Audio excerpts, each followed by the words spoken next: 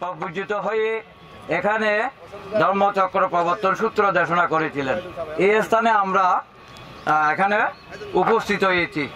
তো আমি প্রথমে মহাকারণিক তথাগত সম্যক সমুদ্রের পাদচরণে বন্দনা নিবেদন করছি এবং বন্দনা নিবেদন করছি আগত অনাগত ভিক্ষু সঙ্গীর পাদচরণে। আবার আপনারা যারা এখানে শিবলী তীর্থ তরঙ্গের তীর্থ জ্ঞাতিরা পুণ্য কামনার্থে এই চারি মহাতীর্থ দর্শনের জন্য এসেছেন, তাদের প্রতি আমার যথাযোগ্য মৈত্রী প্রীতি শুভেচ্ছা এবং নমস্কার নিবেদন করছি।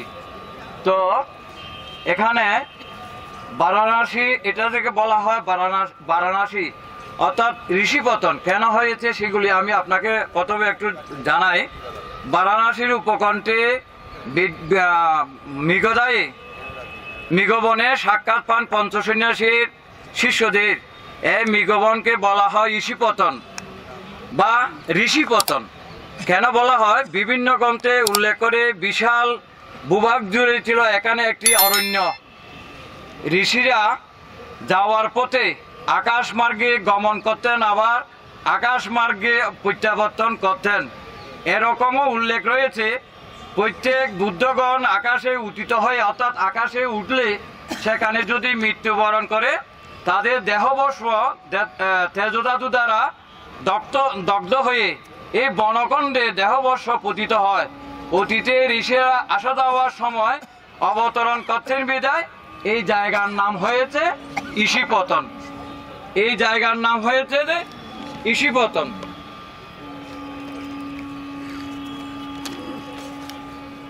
আবার বলা মৃগদায়ের আধুনিক নাম হচ্ছে সারনাথ। ঋষিপতন একটা, সারনাথ আর একটা শব্দ। বুদ্ধিসত্ত্ব সারঙ্গনাথ হতে সারনাথ নামের উৎপত্তি। স্যার কার্নিংহাম বলেন দামেক নামের অর্থ কি হতে পারে? ওটা হচ্ছে দামেক স্তূপ, এটার নাম কি হতে পারে? তিনি মনে করেন দামেক বোধহয় ধর্ম উপদেশের কথায় সংক্ষেপকাল। সারনাথের অতীত গৌরব লুপ্ত মহিমা অনুসন্ধানের ইচ্ছায় 1815 খ্রিস্টাব্দে কর্নেল ম্যাকেঞ্জি ওই মাটির টিভি খনন করেন। পরবর্তীকালে 1834-35 সালে স্যার আলেকজান্ডার কার্নিংহাম, 1853 সালে মেজর কিটু এবং 1860 সালের পর মিস্টার থমাস দফায় দফায় খনন করে পরিচালনা করে বহু ঐতিহ্য আবিষ্কার করেন। বৌদ্ধখ্যাত প্রত্নতত্ত্ববিদ স্যার আলেকজান্ডার কার্নিংহাম তার ভারতের গভর্নর জেনারেল লর্ড এই এক বদন্যতায় আমরা এই জায়গাগুলোকে আমরা অর্থাৎ দামেস্ক স্তূপকে পুনর্নির্মাণের দ্বারা আবিষ্কার করেছেন, খনন করে আবিষ্কার করেছেন। তো অতএব এখানে তথাগত সম্যক সমুদ্র পঞ্চবর্গীয় শিষ্যদের পঞ্চসন্ন্যাসীদের সাক্ষাৎ পেয়েছিলেন কোথায়? চৌখণ্ডিতে।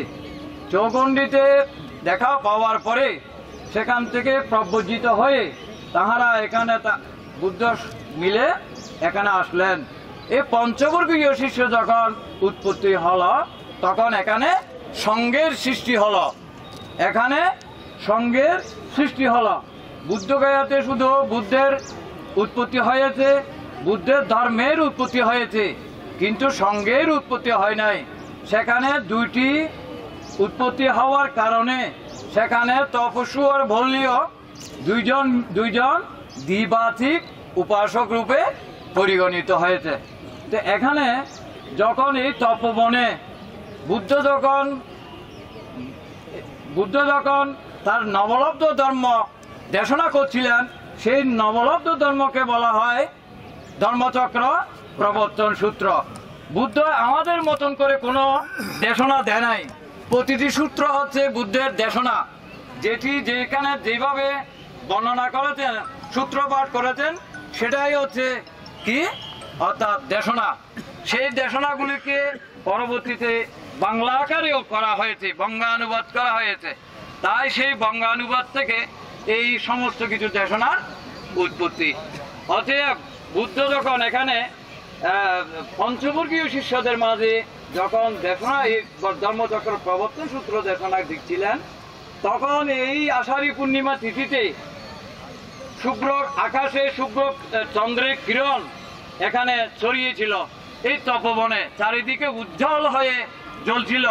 বুদ্ধ প্রমুখ পঞ্চবর্গীয় শিষ্যরা যখন এখানে বসে এই ধর্মচক্র প্রবর্তন সূত্র করেছিলেন, তখন তাদেরকে বলছিলেন, হে ভিক্ষুগণ, যারা সন্ন্যাসী হয়, গৃহ ত্যাগ করে, তারা দুইটি অন্ত বাদ দিতে হয়। বা দুটি অন্ত বলতে কি, প্রথম হচ্ছে ইন্দ্রিয়পরতা, যেটা মানুষকে ভোগ বিলাস এবং অশ্লীল করে তোলে, অর্থাৎ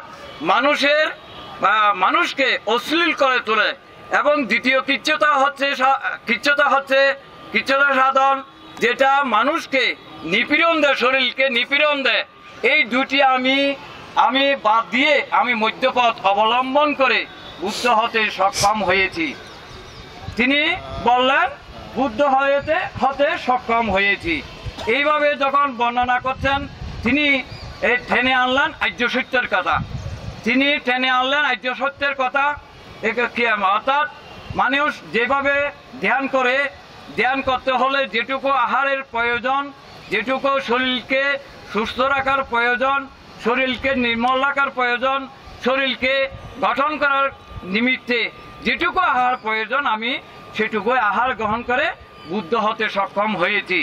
অতএব তোমরাও এইভাবে যদি ধর্মচর্চা জীবনকে এইভাবে চর্চা করো, তাহলে তুমিও মুক্তির পথ অন্বেষণ করতে পারবে। তাই তিনি আর্য সত্যের কথা টেনে আনলেন। আর্য সত্যের কথা টেনে আনতে গিয়ে দুঃখ জন্ম, দুঃখ জরা ব্যাধি, দুঃখ আছে, দুঃখের কারণ আছে, দুঃখের রোধ আছে, দুঃখের রোধের উপায় আছে। এগুলি তিনি টেনে আনলেন। দুঃখের কারণ আছে, জন্ম দুঃখ, জরা দুঃখ, ব্যাধি দুঃখ, মৃত্যু দুঃখ, প্রিয় বিয়োগ দুঃখ, অপ্রিয় সংযোগ দুঃখ, ক্ষয়ক্ষতি, নৈরাশ্য, সংবেগ, এগুলি তিনি উনাদেরকে উপস্থাপন করেছিলেন।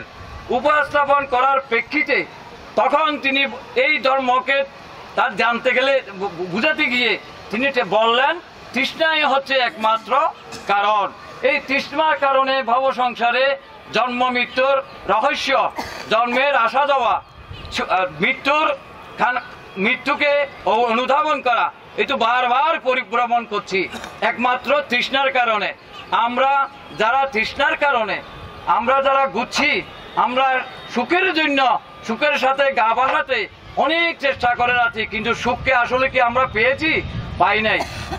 দুঃখ আমাদেরকে বারবার আমাকে জড়িয়ে ধরে। মাকড়সার জাল যেমন ছড়িয়ে থাকে, নিজের জালেও তেমনি মানুষ এই তৃষ্ণার জালে আবদ্ধ হয়ে থাকে। তাই তিনি এই আর্য অষ্টাঙ্গিক মার্গকে তিনি উল্লেখ করেছিলেন। সম্যক দৃষ্টি, সম্যক কর্ম, সম্যক সংকল্প, সম্যক জীবিকা, সম্যক ব্যায়াম, সম্যক স্মৃতি, সম্যক সমাধি, সম্যক আরেকটা কি চেষ্টা। এই অষ্টাঙ্গিককে তিনি প্রাধান্য দিয়েছিলেন।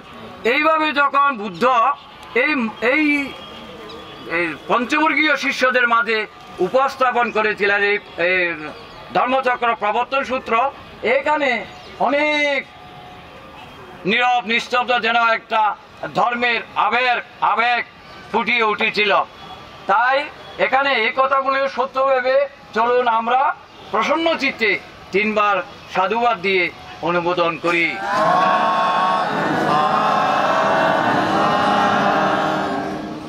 এই যে আপনারা দেখতে পাচ্ছেন গন্ধকুটির, এটাকে গন্ধকুটির কেন বলা হয়? বুদ্ধ যখন এখানে ধর্ম দেশনার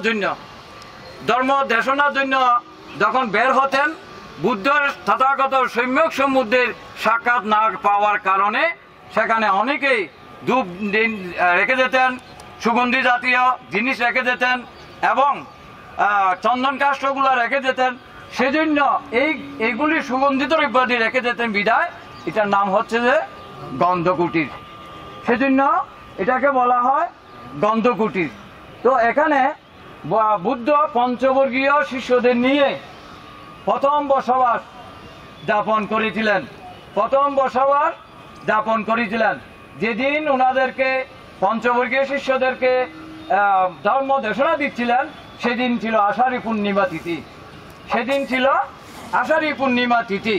তো এই গন্ধকুটির আদলে গন্ধকুটিরকে স্মরণে রাখার জন্য এখানে অনাগারিক ধর্মপাল 1891 সালে যখন এই সারনাথে তিনি ভ্রমণ করতে আসলেন, তখন তিনি এখানে জরাজীর্ণ অবস্থা দেখে তিনি ব্যথিত হলেন। তিনি ব্যথিত হয়ে তিনি কি করলেন, তিনি 1893 খ্রিস্টাব্দে আমেরিকার শিকাগো শহরে একটি বৌদ্ধ সম্মেলন হয়েছিল। 1893 সালে আমেরিকার শিকাগো শহরে বৌদ্ধ সম্মেলন হয়েছিল। এই সম্মেলনে যোগদান করার পর আসার পথে হনলুলুর নিবাসী মিসেস ফস্টার এলিজাবেথ তিনি ছিলেন ধনাঢ্য রানী, কিন্তু তিনি ছিলেন মানসিক মানসিকভাবে রোগাক্রান্ত। তার সাক্ষাৎ পেয়ে তাকে ভাবনার মাধ্যমে তাকে সুস্থ করেছিলেন। সুস্থ করে উঠার পরে তখন তিনি তাকে অনাগারিক ধর্মপালকে বলেছিলেন, আপনার কি প্রয়োজন? যদি কিছু প্রয়োজন হয় তাহলে আমাকে বলতে পারেন, আমি আপনার পিছনে আছি, আপনাকে যত সাহায্য লাগে আমি সাহায্যগুলো দেব। তখন তিনি এখানে এসে 1904 খ্রিস্টাব্দে একটি এই জায়গাগুলো যেখানে গন্ধকুটির আজকে আপনারা দর্শন করেছেন, গন্ধকুটির বিহার, ওই বুদ্ধ দাদু দেখেছেন, এগুলির জন্য তিনি জায়গা সংগ্রহ করতে লাগলেন। জায়গা সংগ্রহ করার পরে 1931 খ্রিস্টাব্দে এই মূল মন্দির সহ অর্থাৎ গন্ধকুটির বিহার এবং তার সাথে মহাবিদ্যালয় এবং প্রাথমিক বিদ্যালয় যত আছে এগুলির খরচ বহন করেছিল কে? ওই ফস্টার এলিজাবেথ। তখন এটা 1931 সালে 11ই কার্তিক এটা উদ্বোধন করা হয় পূর্ণিমা তিথিতে। সেই অনুসারে এখানে এই কার্তিকী পূর্ণিমায় একবারই দাদু দর্শন করা হয় সেই সময়। তো এটার আদলে এটা করেছে। এই গেল গন্ধকুটিরের বর্ণনা। আবার যারা ধাতু দর্শন করেছেন যে গন্ধকুটির, সেই গন্ধকুটির আপনাদেরকেও বলানো হয়েছে। এখানে আরেকটি কথা আছে। এখানে যশ এখানে গৃহ ত্যাগ করেছে সিদ্ধার্থ গৌতমের ন্যায়। তিনি তার শ্রেষ্ঠীর পুত্র যশ এখানে তার এই সংসার বিবাহ বন্ধনে আবদ্ধ হওয়ার পরে তিনি সংসার ত্যাগ করতে চেয়েছিলেন। তিনি সংসার ত্যাগ করে তিনি চিন্তা করছিলেন, তিনি তার কাছে বাড়িতেও নর্তকীর অভাব ছিল না, অস্পর্শ সুন্দরীর অভাবও ছিল না। তাও সব কিছু তিনি একদিন রাত্রে তিনি দেখলেন, এগুলি তাদেরকে দেখে এক একজন এক একভাবে শুয়ে রয়েছে, এক একভাবে বিশ্রীভাবে গড়ঘড় শব্দ করছে, কেউ লালা পড়ছে, কেউ মুখ দিয়ে ফেনে বের হচ্ছে। এগুলি দেখে তিনি এগুলোকে ত্যাগ করার জন্য তিনি বের হয়ে গিয়েছিলেন। এই যশ বের হয়ে তিনি কি করলেন, পথে পথে বললেন সব দিকে শুধু উপদ্রব। তিনি কিন্তু কিছুক্ষণ পরে তাদের কানে ভেসে আসতে নাহি এটা উপদ্রব। তখন এই কথাটি বুদ্ধের মুখ থেকে মুখর নিঃসৃত বাণী শুনেছিলেন। তিনি এসে এখানে উপস্থিত হলেন, বুদ্ধের কাছে উপস্থিত হয়ে তিনি প্রার্থনা করলেন। প্রার্থনা করে তিনি শিষ্যত্ব গ্রহণ করলেন। এই যশ শিষ্যত্ব গ্রহণ করলেন। এই যে পঞ্চবর্গীয় শিষ্যরা, পঞ্চবর্গীয় শিষ্যদের কাছে যখন ধর্মচক্র প্রবর্তন সূত্র দেশনা করছিলেন, প্রথমে কন্ডান্য এবং এই কন্ডান্য ছিলেন গণকের 8 জনের কনিষ্ঠ। তিনি প্রথমে শ্রোতাপত্তি লাভ করেছিলেন। পরবর্তীতে বদ্রীয়, বপ্প, অশ্বজিৎ, মহানাম এরাও এই ধর্মচক্র প্রবর্তন সূত্রের মাধ্যমে তারাও শ্রোতাপত্তি লাভ করেছিলেন। এই যশ যখন এখানে এসেছিলেন তখন তিনি কি করেছিলেন? তিনি সমনে হয়ে প্রপূজিত হয়েছিলেন। তার পিতা শ্রেষ্ঠী মা, তার বিবাহিত স্ত্রী অস্থির হয়ে গিয়েছিলেন। অস্থির হয়েছিল কি জন্য? এই যশ গৃহ ত্যাগ করেছে, তাকে খুঁজতে খুঁজতে তার পিতা নুয়ে পড়েছিলেন। প্রতিমধ্যে তারপরেও তিনি ছুটেছিলেন বাড়ি থেকে এসে, তখন এই তপবনে উপস্থিত হলেন। বুদ্ধকে বললেন, আমার পুত্র যশ কোনো এদিকে এসেছিস কিনা? তখন বুদ্ধ বললেন, আপনি বসুন। শ্রেষ্ঠীকে বললেন, আপনি বসুন, যশ এখানে আছে। তখন তিনি বললেন, উনাকে আমরা খুঁজতে এসেছি, উনাকে আমরা বাড়িতে ফেরত নেওয়ার জন্য এসেছি। তো উনি যে বাড়িতে কি করে আর ফেরত যাবে? উনি তো ফেরত যাওয়ার এখন আর সময় নেই। তিনি অরহত্ব ফল লাভ করেছেন। তিনি অরহত্ব ফল লাভ করেছেন। তখন তাদের এই যশের পিতাকে, শ্রেষ্ঠীকে বুদ্ধ ধর্ম উপদেশ দিয়ে তাকে বললেন। তখন এই শ্রেষ্ঠী বললেন, আপনি আমার অন্ধকার চোখকে আলো দিয়েছেন, আমার অন্ধকার জগৎকে আপনি চোখে দেখিয়েছেন, আমি আপনার কাছে ঋণী। বন্দনা করে, বুদ্ধকে বন্দনা করে এবং পঞ্চবর্গীয় শিষ্যদেরকে বন্দনা করে তিনি করলেন কি? বুদ্ধাং শরণাং গচ্ছামি, ধম্মাং শরণাং গচ্ছামি, সংঘাং শরণাং গচ্ছামি। তাই এই যশের পিতা এখানে কি ত্রিবাচিক উপাসক রূপে গণিত হয়েছিলেন। ত্রিবাচিক উপাসক হিসাবে গণিত হয়েছিলেন। ওখানে হয়েছিল দ্বিবাচিক, যেহেতু সঙ্গের উৎপত্তি হয় নাই, এখানে সঙ্গের উৎপত্তি হওয়ার কারণে তখন ত্রিবাচিক উপাসক হলেন যশের পিতা। তো ভিক্ষু সংঘকে স্থান করলেন এবং এই যশ যে ভিক্ষু হয়েছে, শ্রমণ হয়েছে, তার 4 বন্ধু খবর পেল। 4 বন্ধু বলল, যশ নিশ্চয়ই কোনো একটা গুরুর সান্নিধ্য পেয়েছে। কারণ এই 4 জনের মধ্যে যশ ছিল খুবই প্রিয় মানুষ। তার কথাবার্তা, চাল চলন সবকিছু তাদের মধ্যে একটি সৌন্দর্য তাদের খুঁজে পেয়েছে, এই যশের মধ্যে খুঁজে পেয়েছে। তারা হলো কি? বিমল, সুবাহু, পুণ্যজিৎ, গবস্পতি। 4 বন্ধু হচ্ছে কি? কে? বিমল, সুবাহু, পুণ্যজিৎ, গবস্পতি। এই 4 জন বুদ্ধ প্রমুখ তার কাছে আসলেন। তার কাছে এসে, বন্ধুর কাছে এসে বললেন, বন্ধু আমরাও বুদ্ধের সাক্ষাৎ পেতে চাই, বুদ্ধের সাক্ষাৎ পেয়ে আমরাও প্রবুদ্ধ নিতে চাই। তখন সেই যশ বুদ্ধকে প্রার্থনা করে তাদের সাথে সাক্ষাৎ করিয়ে দিলেন। সাক্ষাৎ করিয়ে দেওয়ার পরে তখন তারাও কি হলেন? প্রপূজিত হলেন।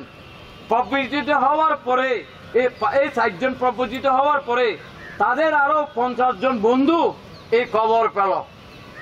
তাদের আরো 50 জন বন্ধু খবর পেল যে এরা প্রপূজিত হয়ে বুদ্ধের আশ্রমে, এই বিহারে আছে, বুদ্ধের সংস্পর্শে আছে। তারাও কি করলেন? এসে অনুমতি প্রার্থনা করলেন, প্রপূজিত হওয়ার জন্য অনুমতি প্রার্থনা করলেন। প্রার্থনা করে তারা কি করলেন?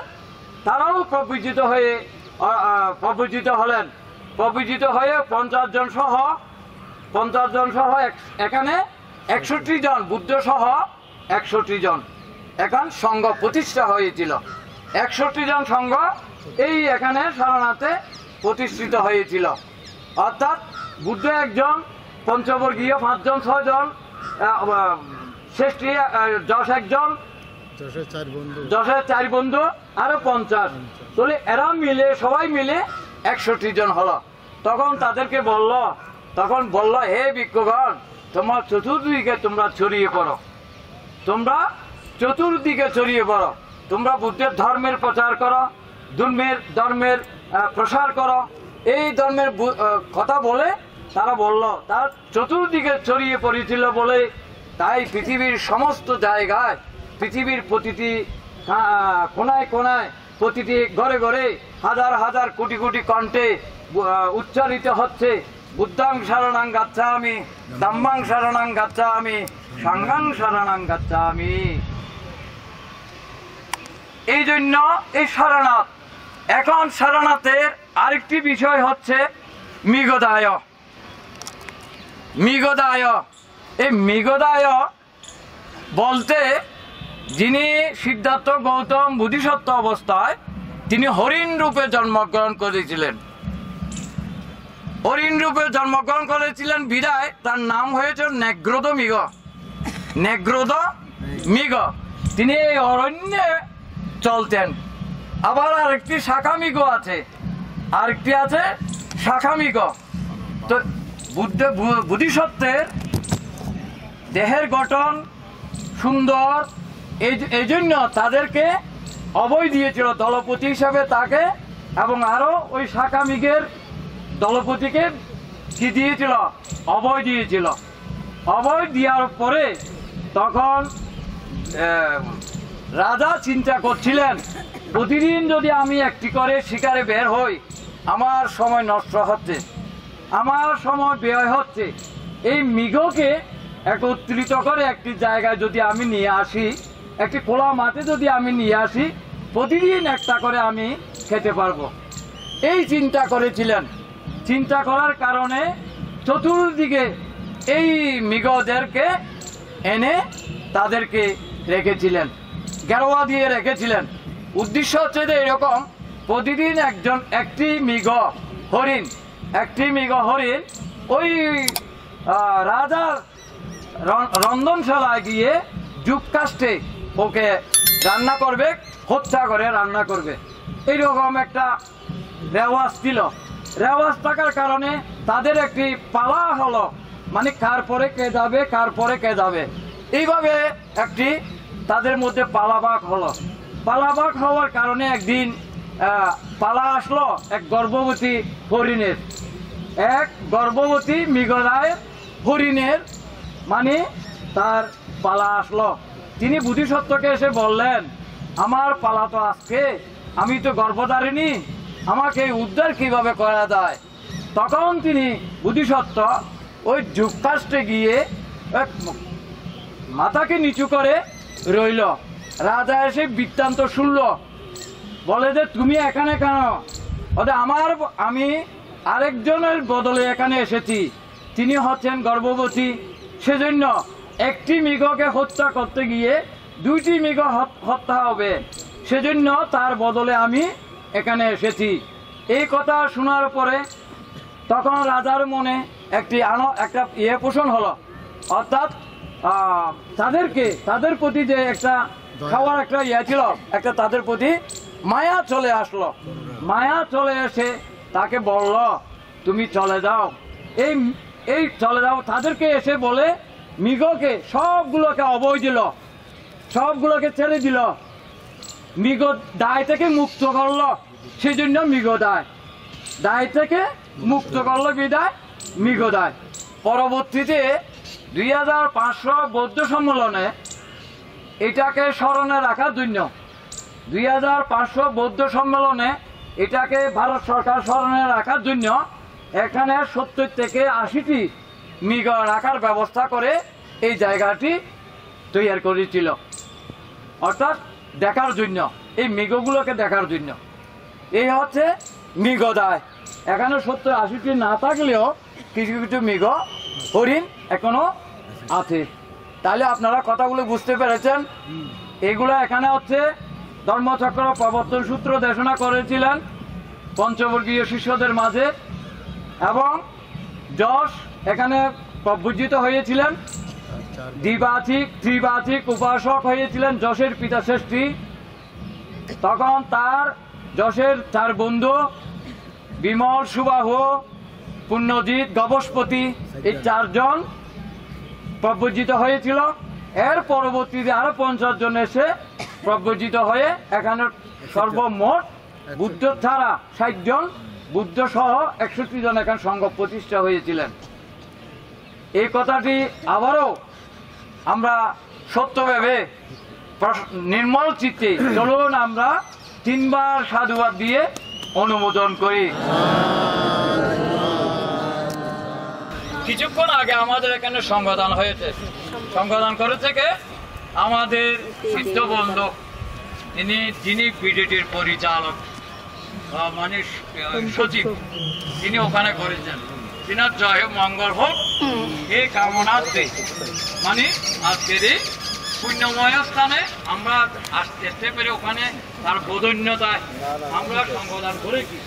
সংঘদান করে আমরা যতটুকু পুণ্য সঞ্চয় করেছি সব উনাকেও দিলাম, দেবেন। এবং আমাদের চিত্ত সঞ্চালক মিস্টার উদয়ন বড়ুয়া, উনিও যেন সুস্থ থাকে, আমাদেরকে সব জায়গায় ঘুরে আবার বাংলাদেশে পৌঁছাতে পারবো, সেই কামনায় আপনারাও বিরোধের কাছে প্রার্থনা জানাবেন। এই হচ্ছে এই হচ্ছে ব্যাপার। তো এখন আপনারা দান দেন, দান হচ্ছে শ্রদ্ধা। 3টি জিনিস লাগে দান দিতে হয়। শ্রদ্ধাই মূলস্য দানং। শ্রদ্ধা থাকলে আপনি দান দিতে পারবেন, যদি শ্রদ্ধা না থাকে আপনি দান দিয়েও কোনো লাভ হবে না। সেজন্য বলা হচ্ছে শ্রদ্ধাই মূলস্য দানং। ঠিক আছে অতএব আবার বলা হচ্ছে কি নির্লোভ চিত্তে দান দেওয়া, অনজ্ঞ হেতু চিত্ত দানং দেতি, অনজ্ঞ হেতু চিত্ত দানং দেতি, নির্লোভ চিত্তে দান দেওয়া। আমি দান দিয়েছি যে সেটার কোনো আমার ভোগ নেই, সেটার কোনো আমার নিয়ে যাওয়ার কোনো নাই, সেটার বিনিময়ে আবার কিছু পাবো না। সেটার বিনিময়ে কি পাবো? আমি দান করি যে দানের ফলটা আমার পাবে। যেহেতু আমরা কর্মবাদী, কর্মের উপর আমাদের নির্ভর, সেজন্য ওই লোভ করতে গিয়ে, দান দিয়ে লোভ করতে গিয়ে ওই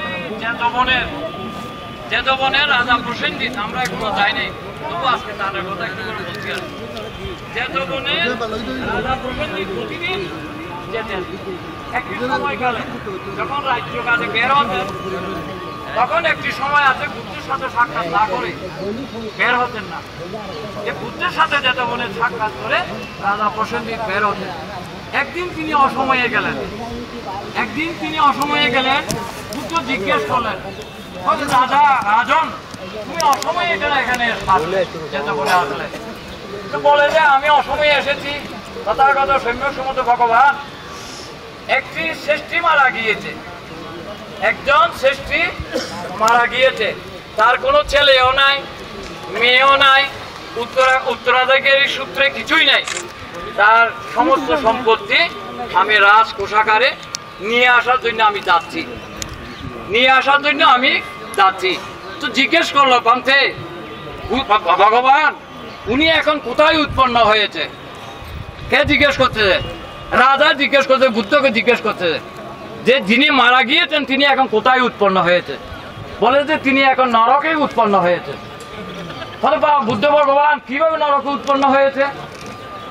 তখন বুদ্ধ বললেন, অতীত কালে তিনি এক সময় এক ভিক্ষুকে তিনি কি করলেন, বললেন আমার বাড়ির দিকে যান, আপনি ওখানে কিছু পিণ্ড পান কিনা দেখেন। তখন সেই ভিক্ষু তখন পিণ্ডের জন্য ওর বাড়িতে গিয়েছে। বাড়িতে যাওয়ার পরে তখন আহার ভিক্ষাপাত্র করে পিণ্ড গ্রহণ করেছে। তখন প্রতিমধ্যে ওই শ্রেষ্ঠী যখন আসছিল, বলছিল, বান্তে আপনি কি আমার বাড়ির দিকে গিয়েছেন? হয়তো উপাসক গিয়েছি। কিছু পেয়েছেন? বলে পেয়েছি। এই কথা বলার পরে ভিক্ষাপাত্রের ঢাকনা উল্টিয়ে দেখল এমন সুন্দর খাবার। আপনি তো মনে মনে চিন্তা করছে এমন সুন্দর খাবার, এমন উৎকৃষ্ট খাবার, আপনি খেয়ে বসে বসে তো অলসভাবে বসে থাকতেন, কাজে আসবে না, এই কথা চিন্তা করছিলেন। তখন এইগুলি যদি আমার কর্মচারী খেতে পারত, এইগুলি যদি আমার পরিবারের অন্য কেউ খেত, তাহলে তারা তো সুঠাম দেহের অধিকারী হতো, তাহলে তো আমার পরিবারের আমার কাজকর্ম ভালো করে সুন্দরভাবে পরিচালিত হতো। এত আশ্চর্য হয়ে গেলেন। তখন এই কথা বলার পরে তখন বুদ্ধ বললেন, এই কর্মের পরিপ্রেক্ষিতে তিনি যদিও বা মনুষ্য লোকে জন্মগ্রহণ করেছেন, কিন্তু তার কোনো ভালো খাওয়ার ইচ্ছা নেই, ভালো পোশাক পরিধান করার কোনো ইচ্ছে নেই, তার পরিবারে কোনো সন্তান সন্ততি আসে নাই। এই কারণে তিনি অর্থাৎ এই জন্মগ্রহণ করেও তিনি সুখ শান্তি লাভ করতে সক্ষম হয় নাই। এই কথা বলার পরে তখন তিনি বুঝতে পারলেন, বুঝতে পেরে তখন তিনি বললেন, কথা তো সত্যই, তো সেজন্য বলা হচ্ছে অনগ্রহীত চিত্তং দানং দেতি, নির্লোভ চিত্তে দান করা। সেখানে আমার কোনো লোভ থাকে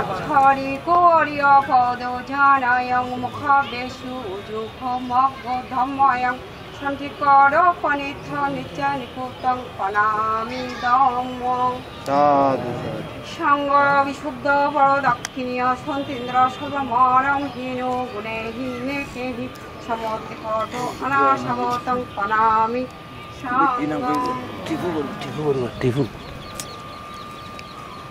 আমি আজ প্রথম নতুন করে দমলাম, পৃথিবীতে একটু ভূমিকম্প মতো রাখতেছে, সাহায্য করবো আমি। তবে আমি কৃতজ্ঞতা না বললে নয়, বলতে হবে একটু না একটু। আচ্ছা, আমাদের জামাই সৌমেন বড়ুয়া 4 বছর আগের থেকে আমাদেরকে এখানে আসতে অনেকবার বলেছিল, আসতে পারি নাই। আর একদম 5 বছরের বিশেষ শেষ, পাসপোর্ট শেষ, সেদিন এবারে আসতে আগ্রহ হলাম। আপনাদেরকে দেখেও অনেক ভালো লাগলো। আর এখন বুদ্ধের কাছে যখন দেখতে যাই তখন মনে হয় আগে 4 বছর আগে আসেনি কেন, এটা খুব এখন অনুভূতি হচ্ছে। 4 বছরের সময় যদি আসতাম, এবার আবার পাসপোর্ট শেষ হওয়ার আগে আরও একবার আসতে পারতাম।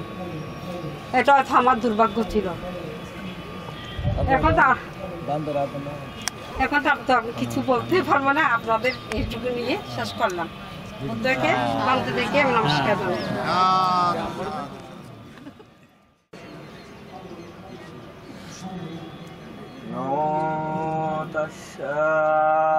ভগবতু অরহতু সম্মা সম্বুদ্ধস্সা।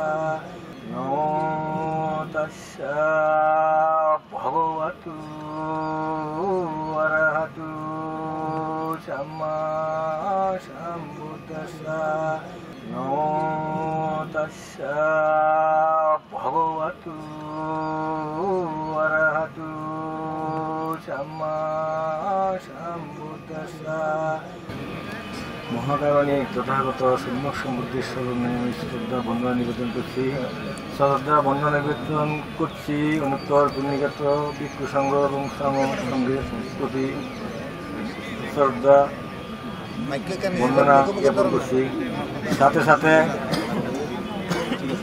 যে সংস্থার মাধ্যমে আমরা আজকে এখানে সমবেত হওয়ার সুযোগ লাভ করেছি, সেই সংস্থার পরিচালক কর্মকর্তা সহ সকল ম্যানেজমেন্টে নিবেদিত সকল সদস্যের প্রতি আমার শ্রদ্ধা এবং প্রণাম রহিল।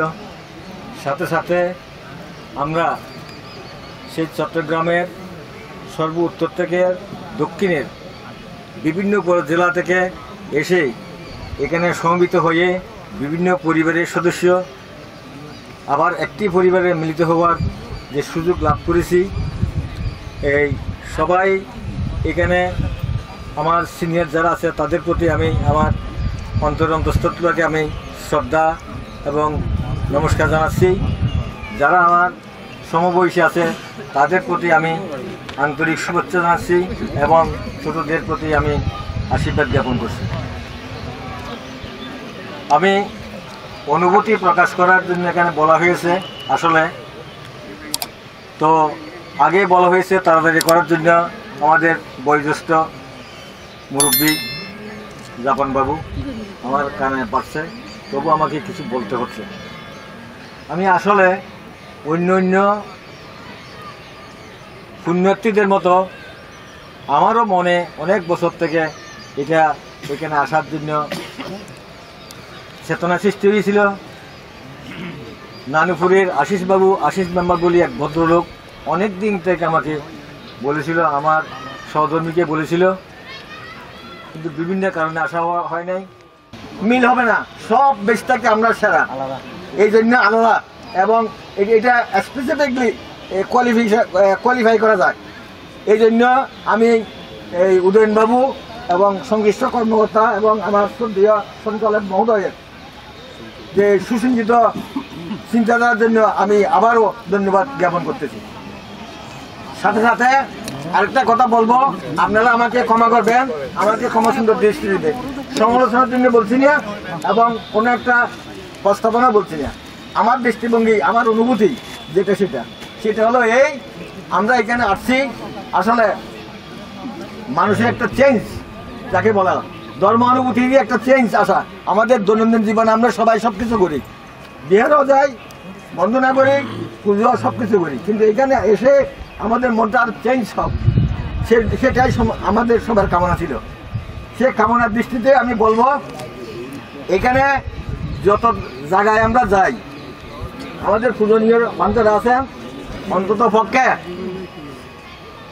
5টা মিনিট যদি ভাবনা দেয় তাহলে মনটা চেঞ্জ হয় এবং আমরা সেটা মনের আন্তরিকতা দিয়ে সেটা শ্রদ্ধা চিত্তে আমরা পর্যবেক্ষণ করি এবং আমাদের হৃদয়ে একটা স্থান হয়।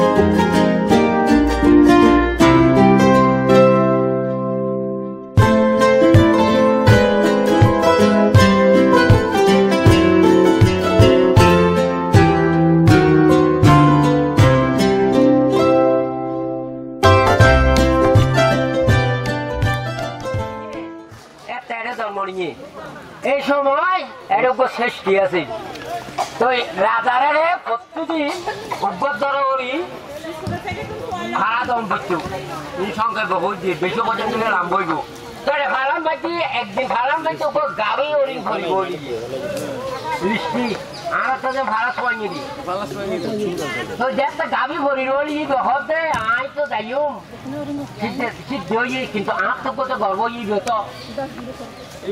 ই তো নষ্ট হয়ে যাবে আর 11 আর 9 পর্যন্ত আর বদল তোমারা খেয়ে যাও আই পরে যাইম তারা তো আরো ভাড়া ছয় না বদলাই নিয়ে এই হিসাবে বদলাইতেছে গিয়ে হ্যাঁ কে রাজি নয় তো গিয়ে দে ওই 72 হাত হয়তো কেন ইয়ে দে হয়তো এন্ডলে ব্যাপার হয় ঠিক আছে কোনো অসুবিধা নেই 72 মানে নিয়ে 72 এটা কথা আছে 72 আসিল দিয়ে আবার ওর ইয়ে আসিল দিয়ে ব্যাগুলো তো সুন্দর বড় রাজার ঠিক আছে দে এই ওরিং যদি ভাড়া এই ওরিং ভাড়া দিচ্ছে কেন ওরিং আর ইয়ার সৌন্দর্য দিবেন ওইটু তো এদিন যাই ওরিং এ ওই তারা বন হলো সল হাট দেখি হলো যাই একটু করে লই রাজার কাছে খবর গিয়ে হয়তো রাসমস অনত হইন দে জীবরিং রাজা ইবেরে ইয়ানো করিও লাগে তাই না হলত করি লইয়ে কি হয় হয় হয় ইবের তোরা হয়েছিলি তাই ইবে ইতারে সিদ্ধ ইবে তোরা ইদে না রাজা কি ইনের সঙ্গে বহুত বুঝি বেলাই রাজা এর জিজ্ঞাসা পরিবর্তন এতে ইয়েনো হইতে র রাজা লইব হইল হত বুঝিও তো এক দিনেও বুদ্ধি সত্য হইবে বুদ্ধি সত্য হতা হইতে রে হিলে এলো তখন হত দেখি আর দিবে খারাপ হচ্ছে ইবে গর্ব ইবে আই বাঁচা গেলে বলি আই আসছি দি তো আছে কি এই রাজাই চিন্তা দিবে না হয়তো ঠিক আছে আজির ফালাই বন্ধ তুলে ফালাই রাখলে কেন তোমার খামছিল হয়তো না আজ কেমন আরে দম পড়ব তো কে না হয়তো আজি ভাড়া তোলে আজি বন্ধ হলে হাতে আজি ভাড়া তো রুটি জঙ্গ হইলি দেয়া করি না তোর জঙ্গ হইব অনেক এই মিগল নিয়ে তো দায় জঙ্গ করিব তো আই আনা আর খারম পড়ব আর নহারিলি তোলে আজ তখন হ্যাঁ তখন এই দিনটি রাজা ঘোষণা বুঝি দে মানে উত্তর রাজা তিন সেতরণী সাধারণ আটজনের ফেরত গেল দিবে বলিবে ফরান দিচ্ছে রে আই কেন করি একটু গরিন ফরান দিই এই দিন হচ্ছে এই রাজা মানে ইয়া করছি দে আর ঠিক আছে আই আর মানে সম্রাট অশোকে এইসব স্মৃতি চিহ্ন গজ্জের ওই তার ধ্বংস ওই লেগেও আমরা কিছু স্মৃতি ফাইল বলি আজ ইয়া আমরা ব্যাগুন পরিভ্রমণ করিতে পারি ইয়ান সম্রাট অশোকে যে এই স্মৃতিও লাগি ও তার আগে আমরা জানি পারি আর জানিয়ে যে আর সন্ধ্যা উৎপন্ন যে শূন্য এই শূন্য আমরা এই শূন্য আমরা সম্রাট অশোকের উদ্দেশ্যে দান করি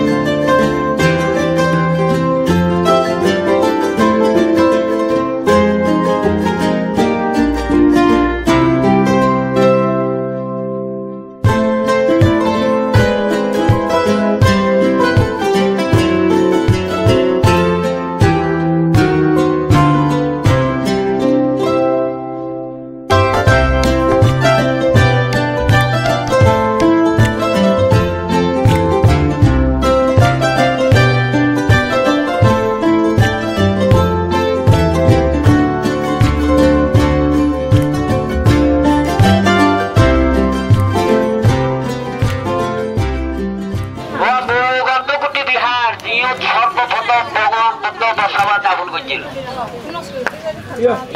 এই যে নেই মেইন এটা উঠুন তুই সংখ্যাযোগ্য বন্দনা করছো তুই আজ এই ও ব্যাগ গুলো উঠুন আরে বতো কেন কইছ এখন তো বন্ধ দায়িত্ব ইয়ে তো শতম বসবাস ইয়া মূল বন্ধ ইয়ে তো ভিক্ষু সংঘ যে ছজন একষট্টি জন মোট 160 এই তো 61 জন ভিক্ষু সংগ্রহ হইতে বহুজন ঐক্যায় বহুজন সুখায় মানে ব্যাগগুলো সুখ শান্তি লাই এই জন্য প্রচার করো কিন্তু একজনের তো দুজন যাইও ইয়ান হই না ইয়ে মানে আর তথাগত শব্দ गुप्ता पीरियड में जो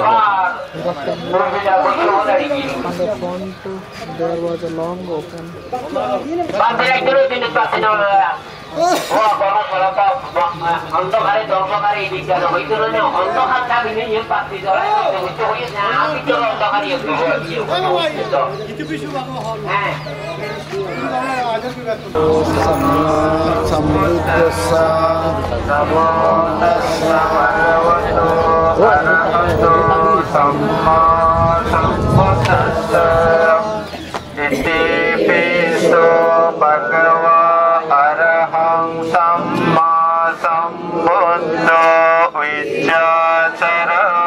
संपन्न सुगतो लोकविदो अनुत्तरो पुरीसधम्मसारथि सत्तादेव मनुष्यानं बुद्धो भगवायते स्वात्मातो भगवत धम्मो संदितिको अकालिको एहि पश्येको उपानयिको पश्चात्तं वेदितं भूयायते सुपटिपन्नो भगवतो सावकसङ्घो भुजपटिपन्नो भगवतो सावकसङ्घो यायापटिपन्नो भगवतो सावकसङ्घो सामीसि पटिपन्नो भगवतो सावकसङ्घो यादिदं चत्तारि पुरीसयोगानि पुरीसमुक्ताना एषा भगवतो सावकसङ्घो आहुनीयो बाहुनीयो दाक्षिणीयो अञ्जलियो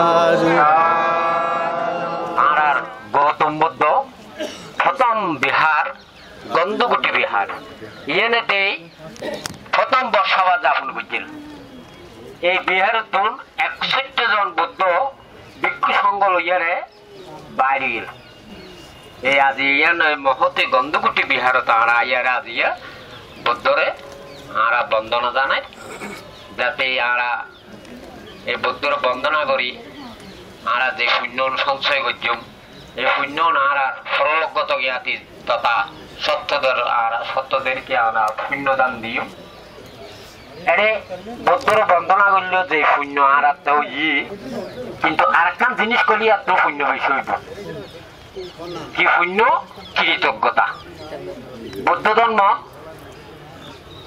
দুজন জিনিস বেশি একখানে শৃঙ্খলা শৃঙ্খলাই ধর্ম কৃতজ্ঞতাই ধর্ম অকৃতজ্ঞতা ভাবি অশৃঙ্খলাও ভাবি এই দুজন জিনিস মেইন তো সব সময় যারা কৃতজ্ঞতা ফাঁস করি জানে ইতারাত্র শূন্য জান্য জানে শূন্য ইতারাত্র বাড়তে থাকে যারা অকৃতজ্ঞ শূন্য করলেও শূন্য শূন্য হয়ে গিয়ে বুঝুন না তো কৃতজ্ঞতা কি করলে আজ আমরা এই মেঘতাব দর্শন করিবার যে আত্মিক সহযোগিতা বুঝি আড়ারে বুঝুন না ওদের সন্ত বড়ুয়া মহিলা নিবে আসি তো আজ ইয়া আমরা ওর তিনি পুণ্যদান দিই পুণ্যদান দিই কেন করি ও সুস্বাস্থ্য দীর্ঘায়ু নিরোগ দীর্ঘ আয়ু। আরেকখান হইম যে কি উৎপন্ন হইলে তো বিলয়ে ব্যাগুনে জানো, জন্মিলে মৃত্যু হয়। তো ও যাতে প্রত্যেক দিনে একদিন গরম পড়িব, দেহ ত্যাগ গরম পড়ব, দেহ ত্যাগ করি ও যেটা জব না কেন এর এই জন্মান্তরে ও যাতে শ্রেষ্ঠী হিসেবে জন্মগ্রহণ করে এই কামনা করি। আর ওরে 3 বার সাধুবাতের মাধ্যমে পুণ্যদান দিই। সাধু সাধু সাধু। ভগবান বুদ্ধের এই যে সারনাথ আছে বিক্রি সংঘ যেতে তৈরি করছি এই সময় খালি নিয়েও ভগবান বুদ্ধ ইয়ানত বই জন্মদেশনা দিত সকাল সন্ধ্যা। তো ইয়ানোর জায়গা স্মৃতি হিসেবে সম্রাট অশোকে কি করছি বুদ্ধের জন্মদেশনা দিতে দেই। এই যে 84,000 যে জম্বু দ্বীপের মসজিদে সত্য দিয়ে বুদ্ধ দাঁত ভাগ করে করে দিয়ে এই লোক সত্য, এই লোক বুদ্ধ দাঁত সত্য বুঝছো না? আরে এই নেম প্লেটটা তখন নাম দিই দাঁত সত্য হিসেবে।